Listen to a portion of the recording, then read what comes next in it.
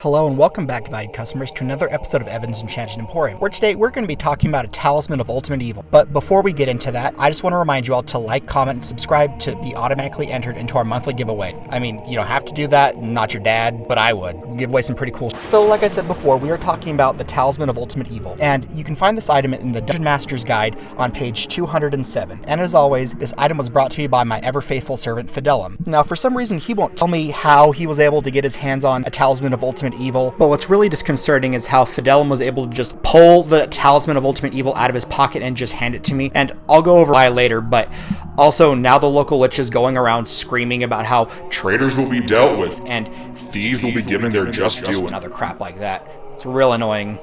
As the name suggests, this item was made from and symbolizes just pure unadulterated evil.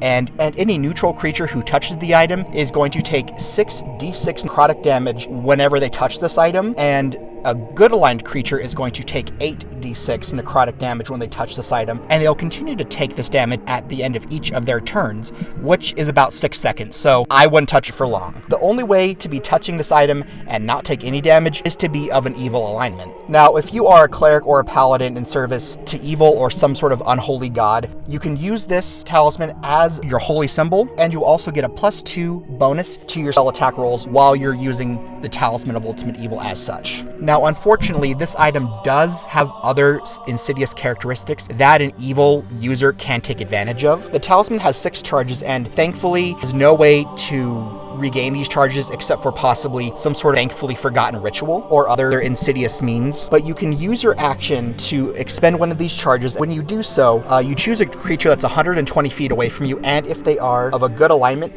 a flaming fissure appears under them, and they need to make a DC 20 dexterity check, or they're swallowed up by the fissure in the ground, and they're swallowed whole, and they die, and that's it.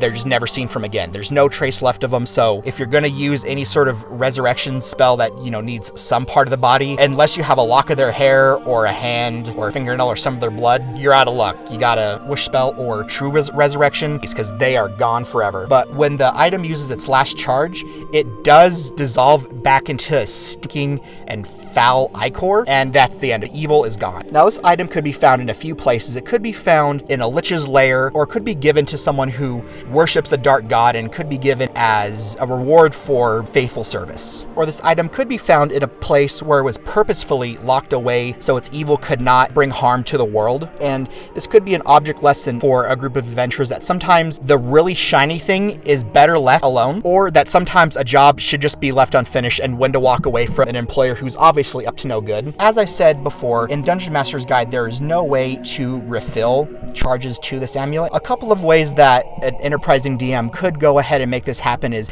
may have them undergo some sort of, ritual where they have to commit foul deeds or offer up things from a pure creature like angel wings or unicorn horns, basically to symbolize that, yes, I have done some sort of very dastardly deed. Or it could be that if you got this amulet from a dark god such as Bane, it could be something where you just keep doing more and more bad guy things, and eventually he's like, hey, listen, so I'm gonna top that amulet off for you. Or you could possibly do some sort of ritual where you pour the goo that comes from an amulet of Ultimate Evil when it is dissolved, and pour that into the gaping maw of an amulet of Ultimate Evil that currently does still have charges on it. Well, that's going to be the end of this episode of Evan's Enchanted Emporium. Please leave a comment down below if there's an item that you would like to see, and remember to like, comment, and subscribe to be entered into our monthly giveaway.